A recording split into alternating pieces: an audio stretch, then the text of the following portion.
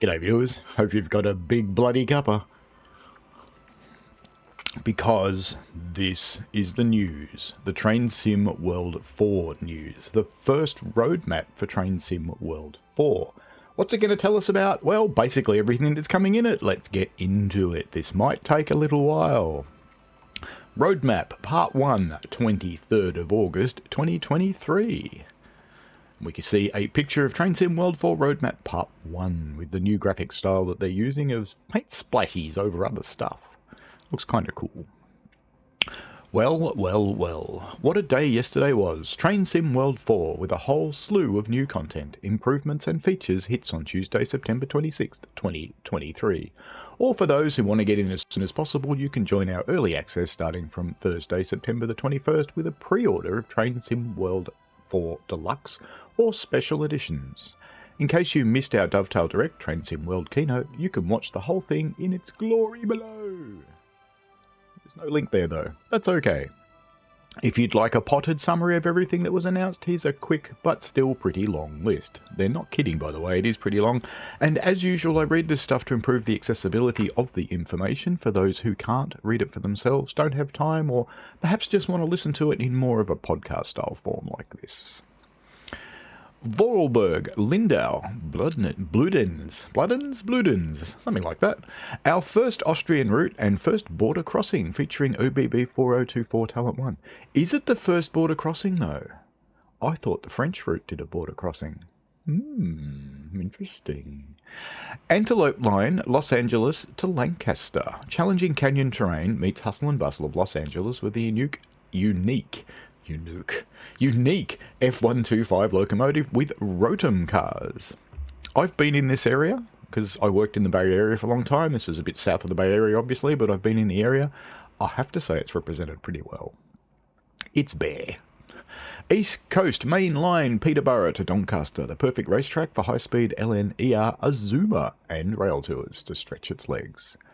Flying Scotsman, Deluxe and Special Editions only. The world's most famous steam locomotive takes a centenary rail tour on East Coast Main Line. And of course you can put it anywhere else you want to. Railpool BR 193 Vectron, Deluxe and Special Editions only. Vectron. Coming to Neverka Dresden, which will be upgraded to the TSW4 feature set. The computer on wheels will be a great addition to German railfans' collections. Scenario Planner 2. Chained paths, which means you can run a train from point A to point B and then add a new path to point C, or back to point A. So if you want to make an end station busy, for example, you can shuttle things back and forth from a yard out of the platforms. It's kind of cool. Custom start times. Trains that aren't the player can start before the player now. Yay! And custom weathers. You can choose the weather for the scenario. It doesn't have to be left over from the previous servers like it is today. Portal support for AI trains. Finally, you can throw trains out of the portal and get new ones in. Excellent. They don't just have to crowd up at the end of the route like they used to. New UI and more. So this really is quite a big change to what Scenario Planner can do. And just look forward to it. I'm not going to give you more details in here because I get my butt kicked. But just look forward to it. Livery Designer 2.0, undo, redo. Text entry, that's putting in words, not just one character at a time and trying to line them up. It's kind of cool. It sounds little, but it's kind of good for the people making liveries. There are new fonts. There's toggling whether AIs use liveries. So if you don't want to see your funny liveries going down the road because you made a Pokemon train or something, might have done a dragon at one point in your streams, then you can turn them off. 1,000 layer limit and more. So that's basically 3 and a bit times the number of things you can put onto a livery. Photo mode. Pause the game to take the perfect screenshots with adjustable camera settings, filters, and enhancements to populate your in-game gallery. This is another one that's quite interesting. It's not going to be for everyone. It gives you much better control over the screenshots because you pause the game, you can move around, you can capture things in motion, you can do all sorts of good, cool stuff. More on that later when I demonstrate it. Creators Club improvements. Filter by content you own and a new UI. So no more downloading a livery for a loco that you thought you owned, but it turned out to be the other Class 66 that you don't have.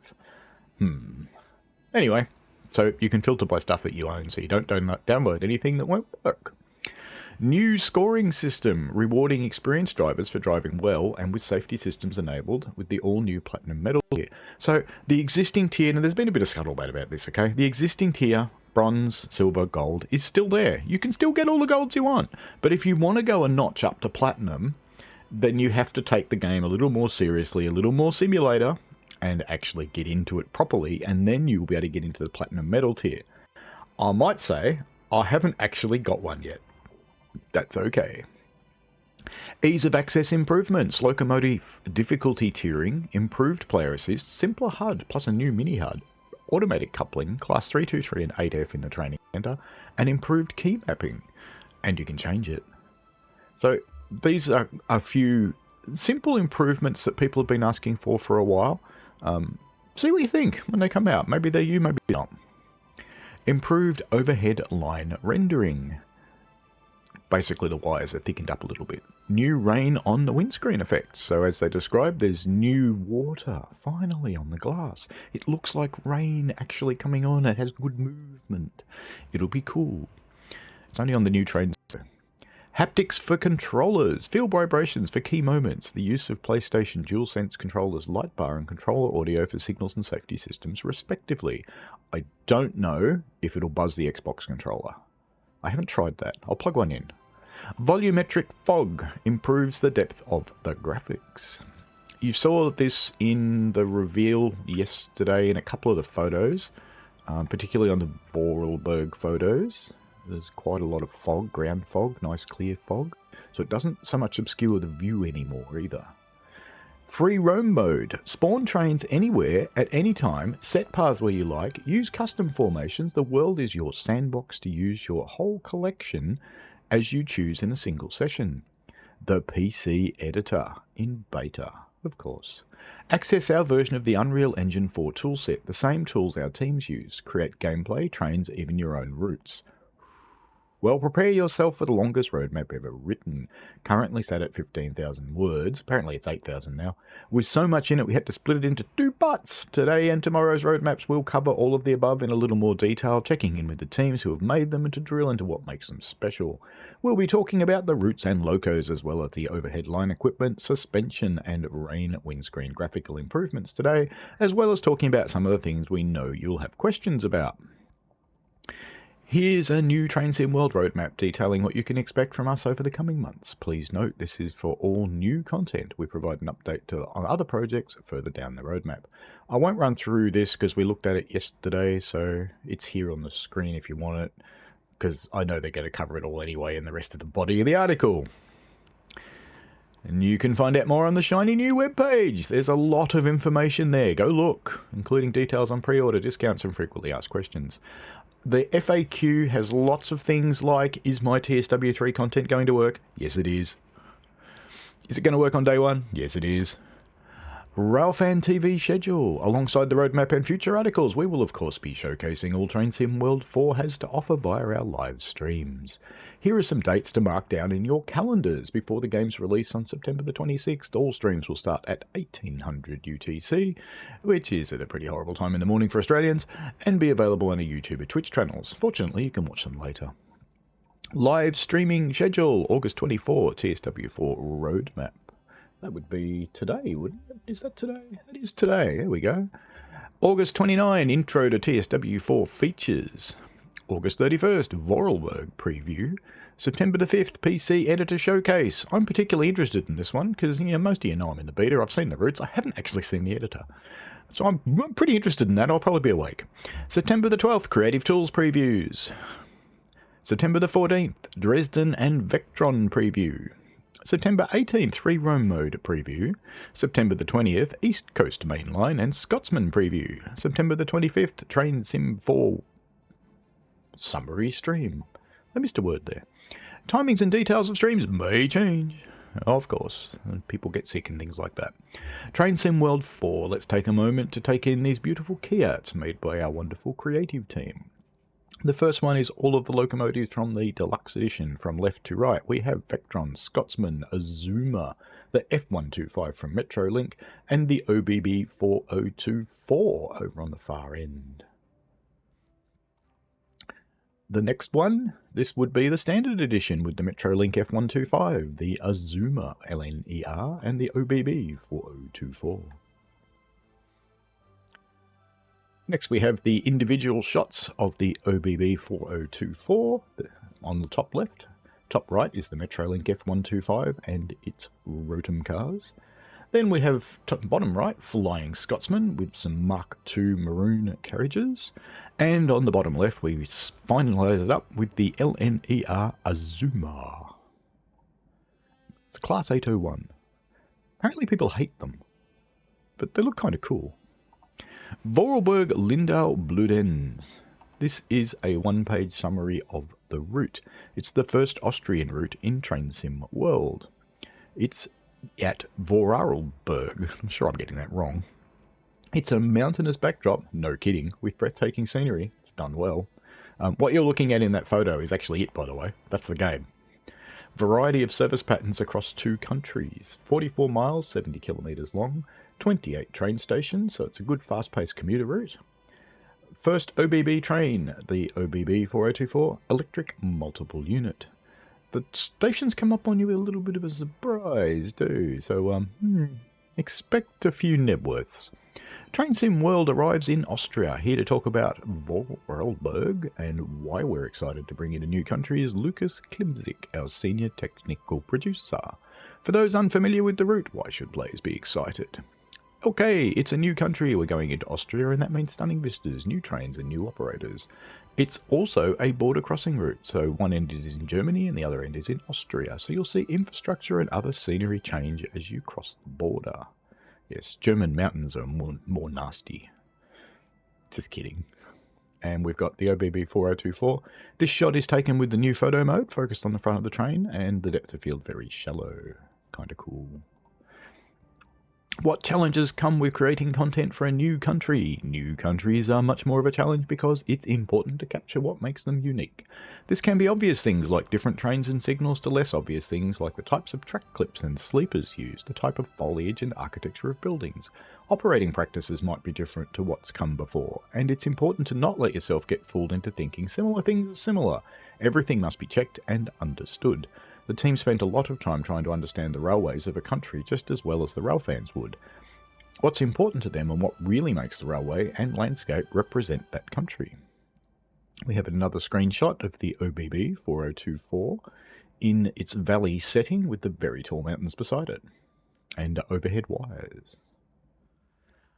What would a normal run look like on the route from end to end? Starting at Lindau, you're in Germany on a beautiful little island. As you progress off the island, you'll turn sharply and shortly make the crossing over to Austria, which is extremely understated as in reality there's simply a bridge and you'll see Germany overhead catenary poles on one side and Austrian on the other.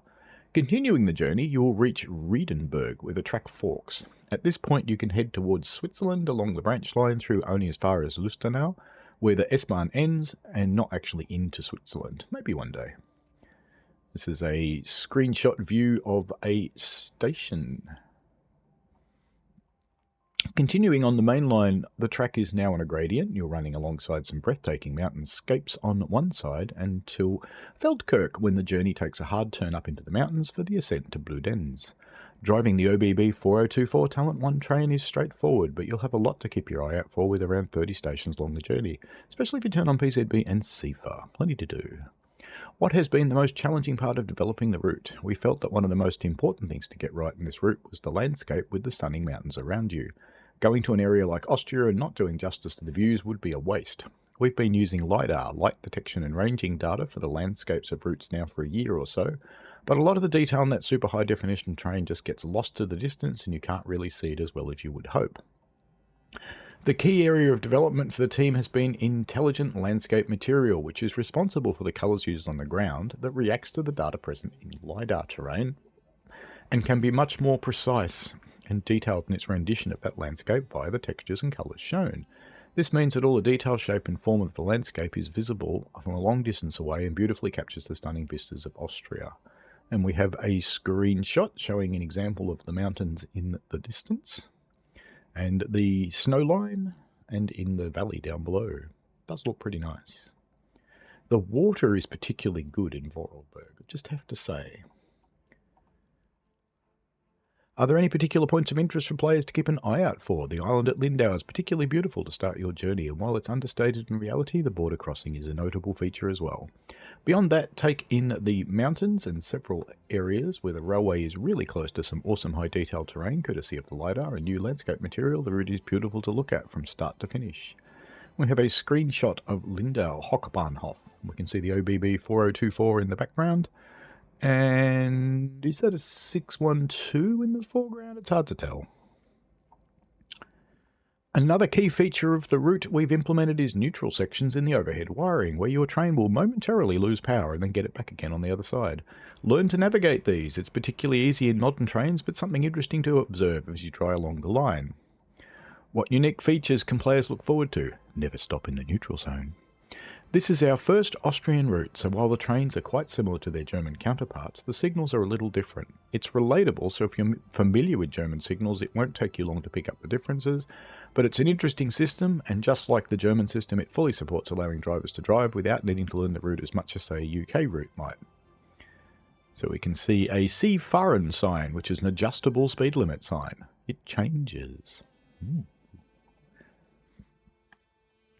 For gameplay, in addition to the Talent 1 train, we've also included the DBBR 185.2 to support freight traffic, and there's even some gameplay for the Railpool Vectron as well. What's your favourite part of the route? For me, it's anywhere I can see those mountains. It's the key difference from any other route in Train Sim World, and a joy to see with all the detail and distance scenery that is present. Even better in those moments when it's really close up and you can see that detail really holding up to close viewing.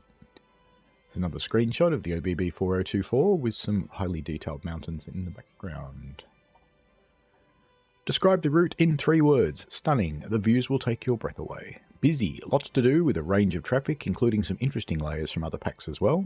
Different. It's not like any of the other routes we've done before. We're now moving on to America. The Antelope line, Los Angeles to Lancaster. Brand new for Train Sim World, Metrolink. The Antelope Valley line is 76.5 miles or 123 kilometres long. It has 13 train stations. It has the F125 locomotive with Rotom cars. You traverse the hustle and bustle of Los Angeles City and the canyons of northern LA County. Features Vista Canyon Station, which is set to open imminently. So there's a station open in the game. It's not actually open in real life yet. Combination of passenger stops and challenging gradients, Peninsula Corridor meets Cajon Pass. It is quite interesting, I have to say. Peninsula Corridor meets Cajon Pass in our new West Coast US route, featuring Metrolink for the first time. Here is add a little bit of Hollywood razzmatazz is Craig Fowler, our senior artist. For those unfamiliar with the route, why should players be excited? Antelope Valley takes players on a journey through America's sunny state with some of the most unique stations ever featured in Train Sim World. From the bustling commuter hub of LA Union, the Wild West-themed Vincent Grade Acton, to the pastel artwork of Santa Clarita. Connected through the breathtaking path through the deserts, mountains and lush plains of California, there is truly no other route. It feels special. We've got a screenshot of the F125 early in the morning pulling out of LA Union Station. The buildings in LA are very recognisable, by the way. What would a normal run look like on the route from end to end? A normal run would see the players working their way through the built-up areas before slowly edging their way into the mountains. With each passing station, the player takes another step towards leaving busy city life behind and venturing out into the rugged landscape, crawling through the valley until finally reaching the bustle of the city once again. We've got a F125 and Rotom cars going through a man-made, by the looks of it, canyon out in the very high desert. What has been the most challenging part of developing the route? The hardest part for us is always doing the natural world justice in replicating these stunning locations. With Antelope Valley, we've gone to great lengths to ensure our 3D meshes, foliage and landscape materials capture the essence of the location. Palm trees.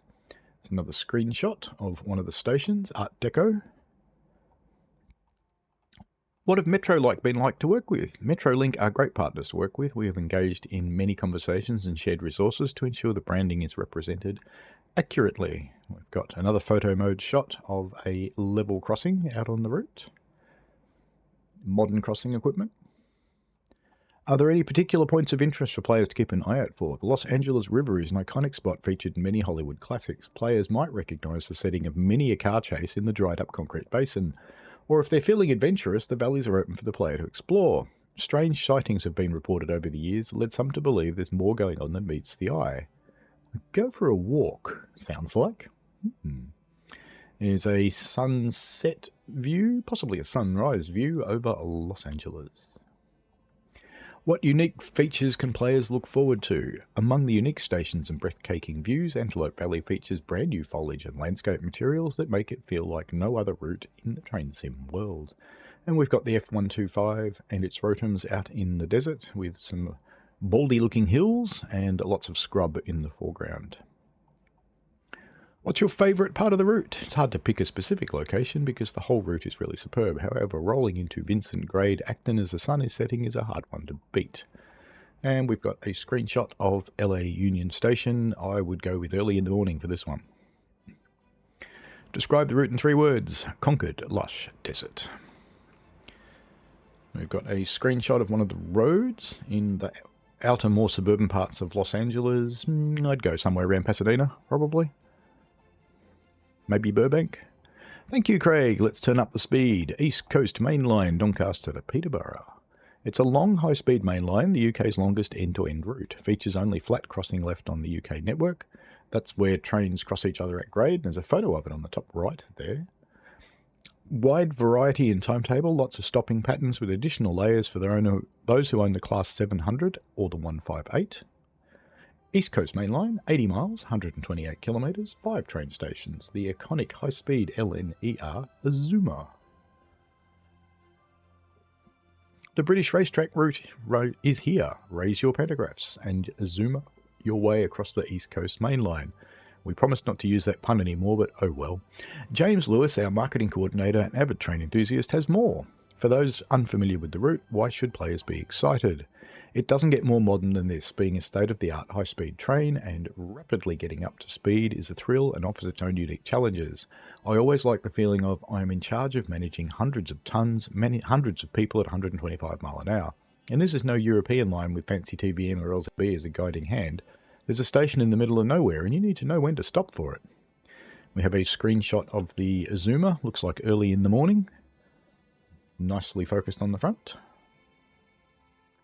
What would a normal run on the route look like from end to end? There are several service patterns which run along this section of the East Coast Main Line. A longer distance express may run non-stop between the endpoints, letting you get to the speed and stay there, but other services will call at the intermediate stations, offering a nice variety. And if you're in something which can't do 125 mile an hour, like a rail tour with particular locomotive, expect to pull over into several passing loops and let the LNER services overtake. Azuma in the snow. What has been the most challenging part of developing the route? My experience in this arena comes from talking to various people through the studio, but can often be the case. Finding the most up-to-date reference is a common challenge, especially on a route such as this, where the most cab rides are either from 20 years ago or time-lapsed. There are also many details to consider on routes like this with big intercity stations, lots of stopping markers, waiting points and shops, and with complex stations comes a lot of junctions demanding detailed overhead line equipment throughout. It's quite a sight to behold. And we have a screenshot of one of the stations. I can't quite tell which one it is, with the LNER Azuma in it. What have LNER been like to work with? LNER have been very forthcoming and assisted us greatly, providing branding designs and livery details to exactly recreate our Azuma model. Along with Hitachi, we're able to access a Class 801 directly in the depot for lots of photo taking and audio recording. A big thanks to everyone involved, including our licensing team. And we have an LNER Azuma. Will you stop eating that, cat? Sorry, folks. My cat started to eat a plastic bag. She likes eating plastic bags. I don't get it. And we have the Azuma in the workshops. Are there any particular points of interest for players to keep an eye out for? I would say so, and on the ball, because most things race by pretty quickly. Lots of detail has been crammed into the route. We have open shops on stations, authentic overhead line equipment gantries, the famed Mallard sign on Stoke Bank, as well, of course, as bigger areas such as Doncaster Works, the Hitachi Depot, lots of bridges, and some quite interesting level crossings. And we have a screenshot of the Mallard sign where she set her world speed record. And early in the morning, by the look of it, with a little bit of fog. And you can see the rays of the sun coming through the trees, which is the nice feature of the new volumetric fog. Really looks cool. Looks very natural now. What unique Features can players look forward to? If you want to talk unique, then I must mention Newark Flat Crossing being the last remaining of its kind on the national network. Flat crossings are where rails cross over each other without being a junction. It's like a level crossing, but both bits are for trains. Just north of Newark Northgate Station, the East Coast Mainline crosses with the line between Nottingham and Lincoln. So for Midland Mainline owners, in between the LNER racing north and south, you can spot 158s heading east and west. So there'll actually be AI traffic on that junction. That's cool. Another unique feature is attributed to the East Coast Mainline's history with speed. Back in the British rail days, across Stoke Bank between Peterborough and Grantham, the line was upgraded with 5-aspect signalling system, adding flashing green before green, so that the intent was to permit high-speed running, giving the driver enough time to safely stop for a red up ahead. Ultimately, the test never went anywhere, but the signals remain to this day and can unofficially support running at 140 miles an hour, the record being 161. Wonder who that was? Naughty. We've got Nazuma about to cross the Diamond Grade crossing. That should be pretty loud, actually, when we get to that. That'll be interesting. What's your favourite part of the route? For me, it has to be Peterborough Station. It's something of a spotting haven. Not only do you have stopping LNER traffic and freight trundling by, but Azumas will also fly through on the down fast and through Platform 3 as per reality, as several LNER services run non-stop between London and York. Let's also not forget the appearance of Thameslink terminating throughout the day, and East Midlands traffic. Who knows, you might even see a rail tour. Got a screenshot from Peterborough Station with a Class 700 and an LNER Azuma in the background.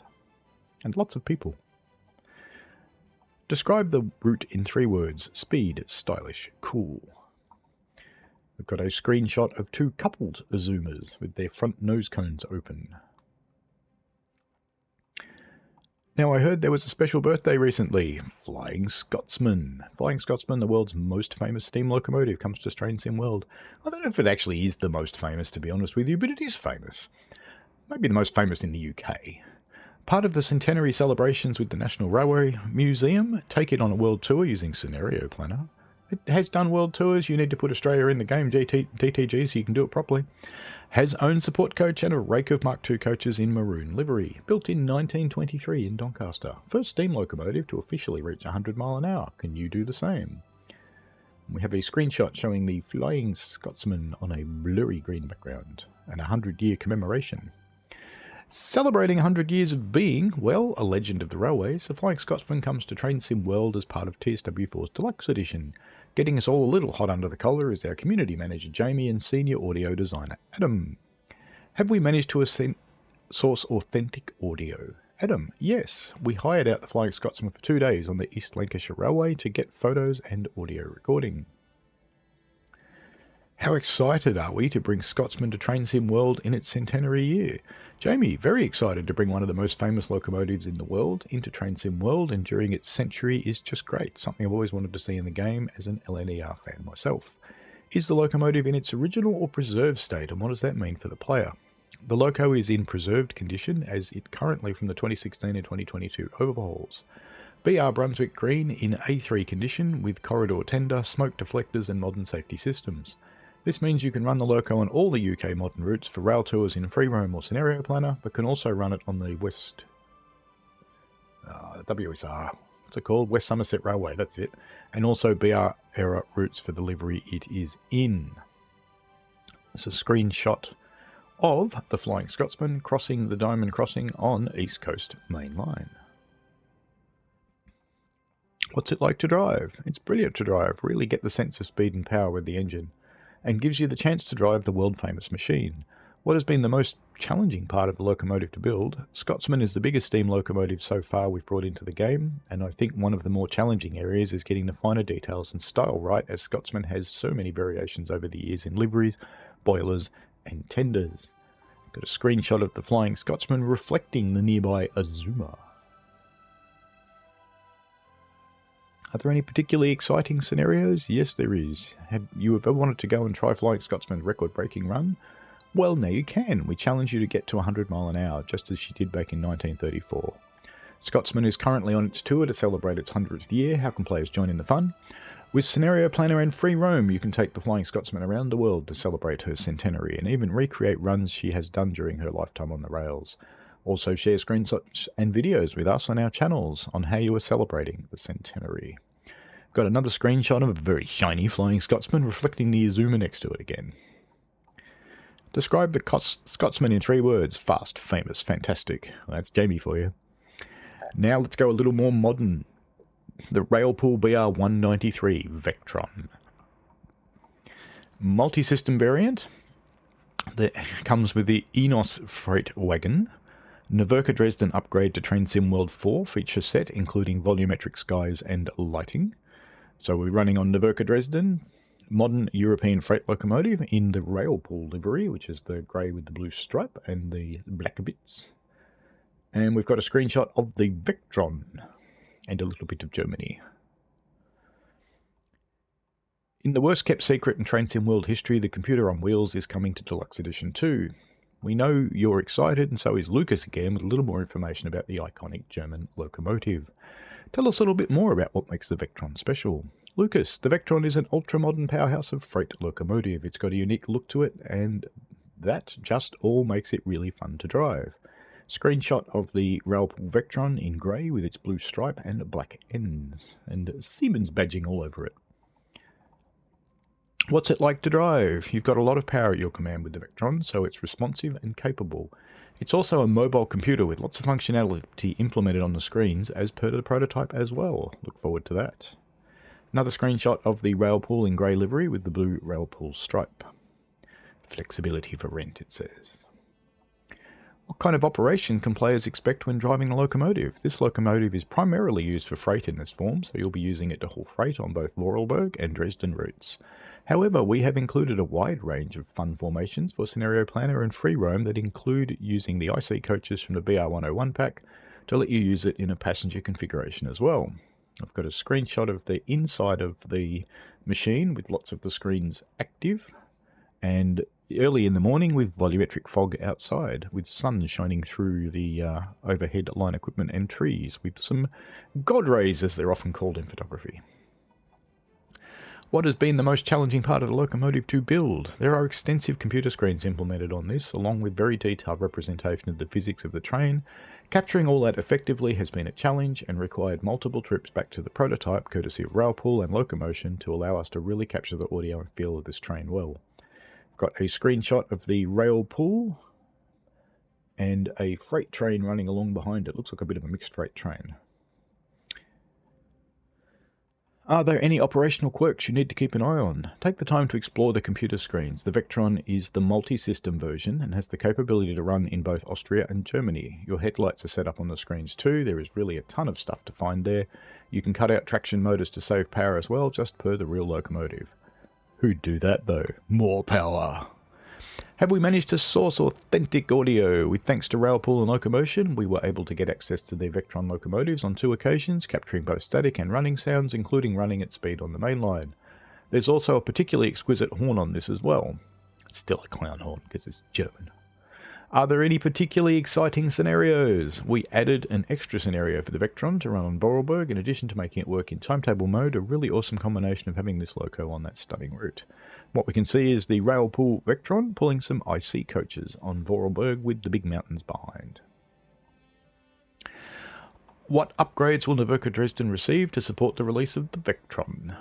The biggest part of the upgrade is that Dresden Route is getting new skies and lighting from TSW4 as introduced in Train Sim World 3, something players have been asking for on many routes as possible since we introduced it. Describe the Vectron in 3 words. Modern, one of the most modern trains in the game at this point. Powerful, lots of power to command. Detailed, a lot of highly detailed facets and nuances to the recreation of this locomotive to discover. It was meant to be 3 words, Lucas, not 3 sentences.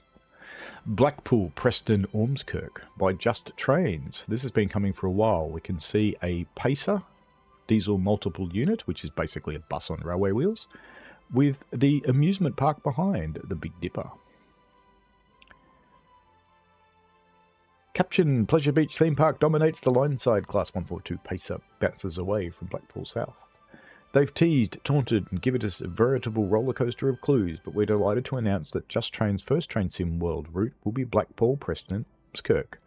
The team at Just Trains are excited to announce the route we've been working on for the last 18 months is Blackpool, Preston, Ormskirk. This covers 47 miles, spanning from Ormskirk in the south to Blackpool and Burnnays, something, in the north, with Preston as a bustling centre for this detailed and immersive 1980s route. The route has a total of 19 stations, with 16 in service and 3 disused. Here are some of the details of the new route and some of the all-new first shots from the route with the team at Just Trains.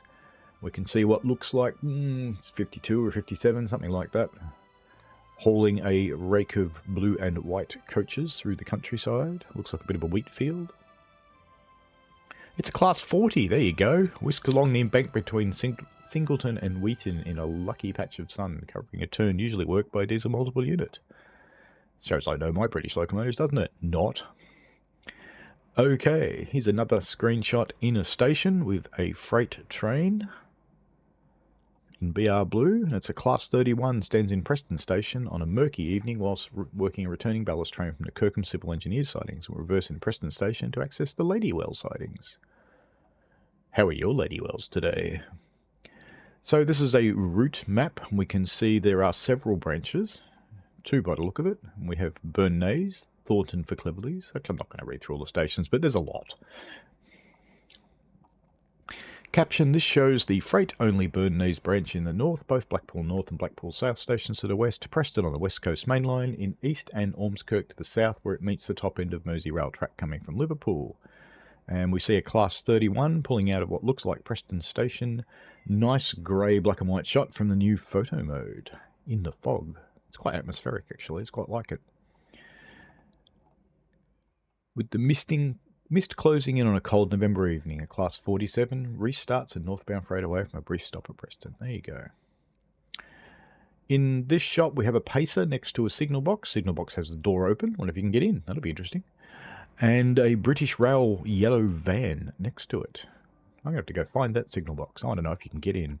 A derelict scene as the forlorn signal box at St Anne's is passed by a Class 142 pacer bound for Ormskirk.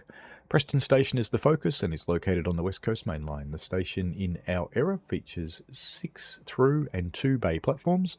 No matter what time of day or night you visit, you'll always find action here, with passenger freight and parcel services all making regular visits.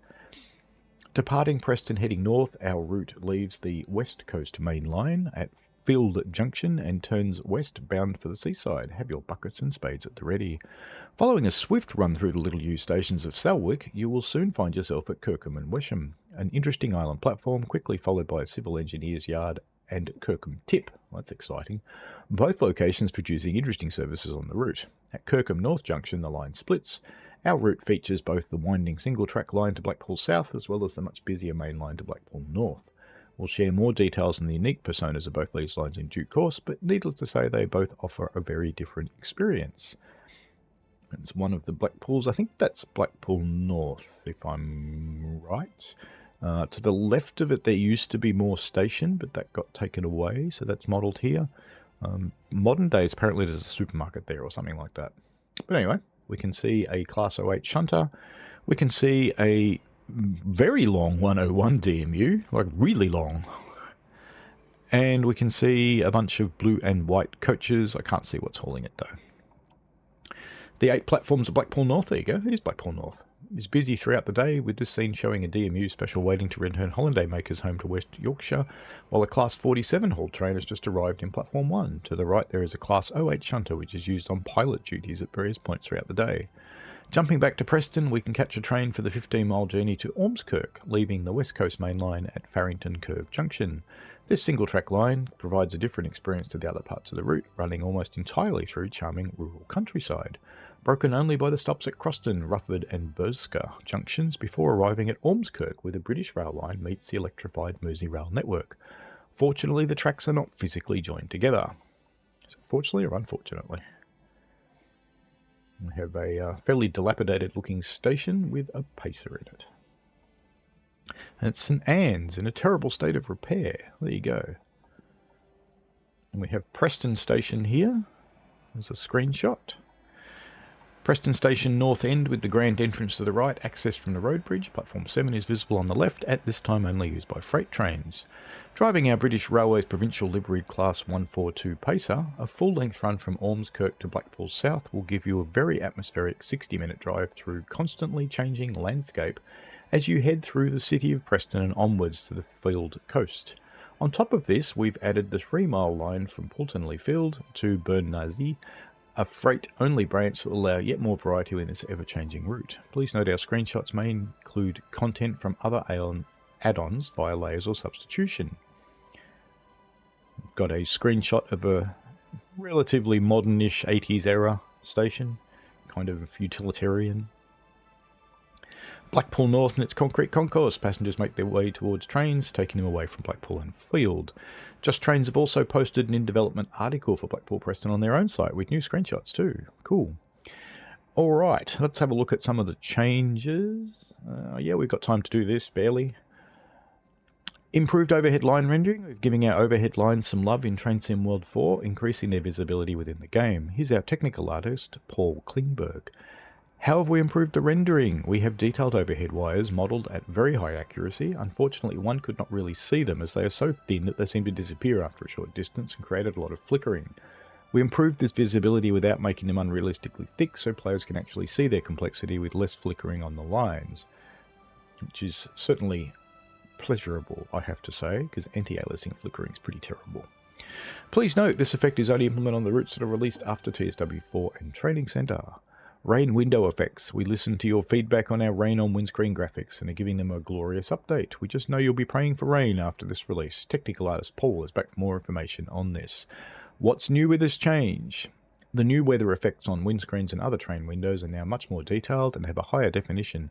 In the previous version it was very washed out, stutter and visibly low resolution. All droplets moved at the same speed and looked very synthetic overall.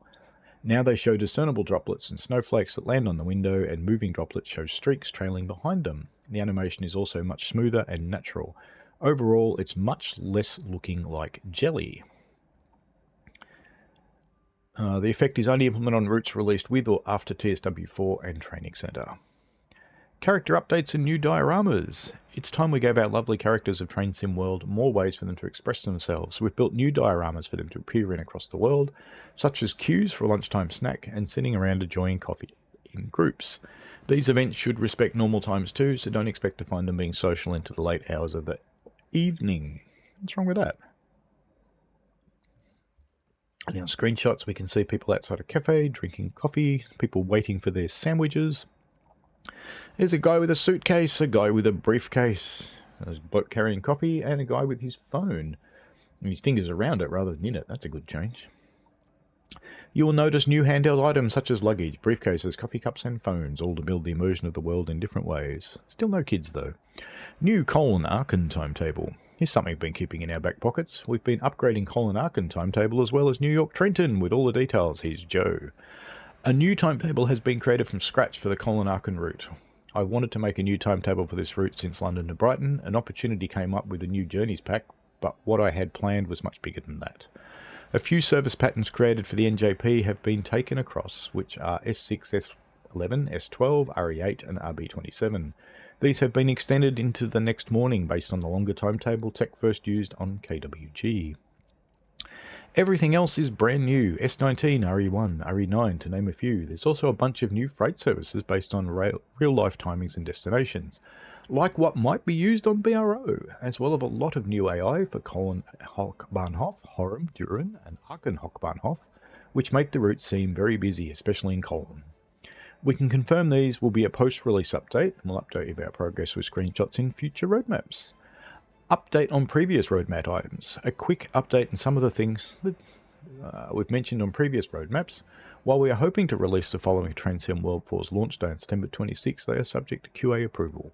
Northeast Corridor, New York to Trenton additional timetable. An update on the long-awaited New York Trenton timetable improvements, which we're happy to confirm this will be available for Train Sim World 4's launch. For all TSW4 players, we'll be aiming to bring this to Train Sim World 3 at a later date. Back to Joe. Having now completed all Amtrak, NJT and LIRR traffic, I moved on to freight services. Unfortunately, most of these will not be playable due to the safety systems. You would not have much of an idea what's happening ahead of you. They will remain AI to be seen throughout the day. However, there was one we can make playable, ME2, specifically its shunting duties at Jersey Avenue. This service operates entirely in unsignalled yard areas, which allows it to be playable and is quite a fun one. That's kind of cool. Even the unplayable freight AIs, there's nothing to stop you going and finding where it starts and getting on. So jump in. The next task was to add static traffic to various yards along the line, including Croxton Yard, which has quite a noticeable difference where driving over the bridge at Secaucus. There are also a few lines that cross the NEC that will have traffic, such as Croxton and Leahy Valley Line, which crosses the NEC between Newark Penn and Newark Airport. We can see an Amtrak train in a screenshot cruising down the line. All in all, the route is quite a bit more lively now. Southeastern high-speed route improvements. With the release of the Class 700 earlier this year, we wanted to make some improvements to the route to coincide with it. With the details, here's James Lewis. Hello everyone, James here, and while I've been very busy working with and enjoying TrainSim World 4, I'm also glad to be able to take some time to talk Southeastern High Speed. Like I need much excuse, but it's good to have one. If you cast your minds back to the June and July roadmaps before the Class 700/0 released, we announced that we were working with one of our testers and trainee editor users, Daisy, to add the Thameslink specific stop markers onto the route. However, as I have hinted here and there, that's not all. As a mini passion project between myself and Daisy, we devised a list of other achievable scenery improvements which we wanted to see. And now we can reveal that, alongside the new markers, you can expect to find the following bonus updates to Southeastern High Speed in TrainSim World 4. Here are the changes. Added Thameslink stopping boards and stations between Raynham and Dartford. Corrected, added or improved the locational quality of other conventional stopping boards. Added the driver-only operation monitors where they were missing. Added customer information system boards to Raynham Platform 0. Improved lighting at Gillingham and Ashford depots, as well as Faversham sidings.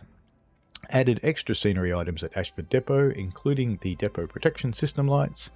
Added new clock assets to Gillingham Station, Depot and Dartford sidings, improved the look of Northfleet Station platforms and fencing, added missing foliage at Springhead Junction where the HS1 joins the North Kent line, added missing feeder substation at Springhead Junction, added lighting and some gantry assets around Who Junction and staff halts, fixed instances of passengers not boarding and alighting trains at Higham Station, added missing 15 and 20 mph boards, speed boards on the Rochester Bridge Junction, replaced container crates near Purfleet on High Speed 1 with buses as per reality, replaced high speed building on HS1 Medway Viaduct with a more reasonable alternative, fixed a misplaced asset which was covering tracks outside of Ashford, removed invisible walls which blocked on foot Ashford depot movement. Oh, you'll be able to wander around the depot now, that's good. Added a prompt to bypass and access the fenced off footbridge at Ashford, plus some new Easter eggs. Feline the detail, you can find Gandalf, Tripod, Daisy and Phoebe. More pussies. Embark on some valley viewfinding to pass the time. Master the meta. It's train simception. That sounds vaguely interesting. Please note stopping board changes are visual only and may not represent where the timetable instructions tell you to stop, and the markers are placed on where research knowledge shows them to be from past years. More recent changes like the move Thameslink board at Strood Platform 2 is not represented. I wasn't just going to list them out without giving you some eye candy, but I think I'd put in the bandwidth jail if I shoved all this in the screenshots. So here we have something even better. It's slideshow time. Not that it's actually there, but anyway.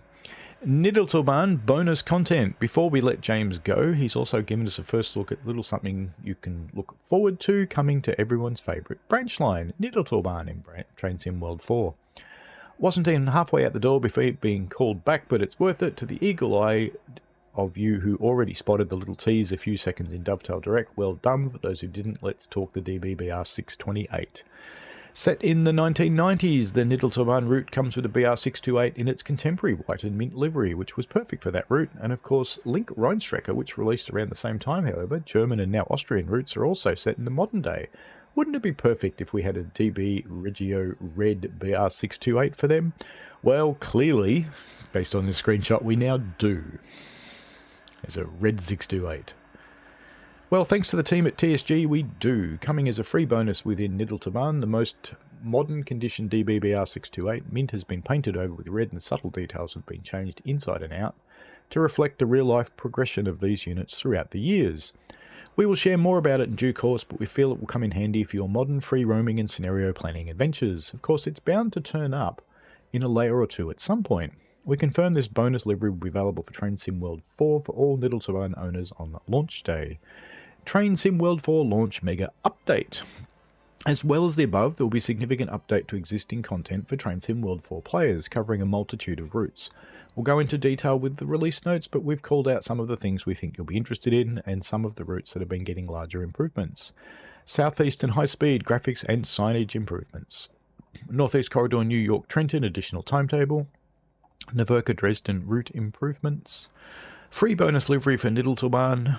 DBBR 187 audio improvements. Ooh. Could it be good now? We'll see soon. Edinburgh Glasgow route improvements, which are graphical. And there are many other smaller improvements we'll provide more information on at the time, and these updates were released for Train Sim World 4 only, with the exception of the Trenton timetable, which our intention is to release at a later date. We plan to release patches between now and TSW4's release to address some issues with achievements and tutorials on TSW3. These will be ported to TSW4 as well. Partner program check-in, as well as the exciting news about Just Train's Blackpool Preston Ormskirk route is coming soon. Here's a quick update on our other partner developers. As you can see, we've added a few pieces of content for Rivet Games on the Train Sim 4 World roadmap, as well as a new loco from a developer who is new to Train Sim World. Will update you in future roadmaps and what they're working on. Our remaining partners, ATS, Union Workshop and TSG, continue to work on their projects, but we don't have timeline for their content at this stage. Upcoming features and improvements. Formation Designer and Suspension improvements will not be available on the release day for Train Sim World 4 and will come in future update. We'll provide more accurate information on timelines when we can, but for now enjoy these developer deep dives and share information on what you can expect. Suspension improvements. Only swaying side to side is so TSW3. Within Train Sim World 4, we focused on improving some of the vertical sensations caused by the train suspension. Sean Bailey, our physics software engineer, has the details. The main focus of the updated suspension has been on more physically accurate spring model with a much smoother and more controlled damping effect. This overall allows for a much bouncier vehicle with less jittering that was present on some vehicles before. There's also been a lot of work into allowing for a large amount of flexibility in the spring, requiring work into balancing in the vehicle correctly, regardless of the spring's strengths on the axle or bogie positions. To take advantage of these improvements, slight dips in the track at rail gaps and junctions have been added. These will give the player a slight jolt when travelling over, similar to a real-life effect. The improved springs allows for these to implement it without throwing the vehicle off the track. There have also been some minor changes to the unevenness of the track to allow for variations at different distances. Why is this important for the player? When playing TSW, it's important the player feels like they're in a real-life train or watching one from the platform. The improved suspension steps the simulation in this direction, allowing for better immersion. It also brings more life into the vehicles, with the vehicle body, bogie and axles having more dynamic behaviour and feeling a bit bouncier than before. There will be lots of effects that players will be able to observe that have their own real-life counterparts, including body roll, with the vehicle tilting slightly when travelling around a curve, vertical bouncing, nose dips and rises during braking and acceleration, body movement during adding and removing weight. What difference will the player feel when operating the train in Train Sim World 4? Overall, the player will feel a bouncier and more dynamic ride with operating the trains. How much so will depend on the vehicle being driven, how many bogies have been attached to reduce the effect of variations in the track on the driver and passengers, and this will be the same in Train Sim World. However, other vehicles have been directly connected axles, which results in a much bumpier ride, both in real life and TSW. What has been the most challenging part of developing this feature? Train Sim World has a wide range of locos that have a large array of variations, all of which need to be accounted for when developing and tweaking the suspension. This is then amplified by the very delicate nature of physics engines in games and the need for a solution that works for every vehicle, all of which are very complex with numerous moving parts that need to be working in tandem with each other. Tuning these vehicles can also be very challenging.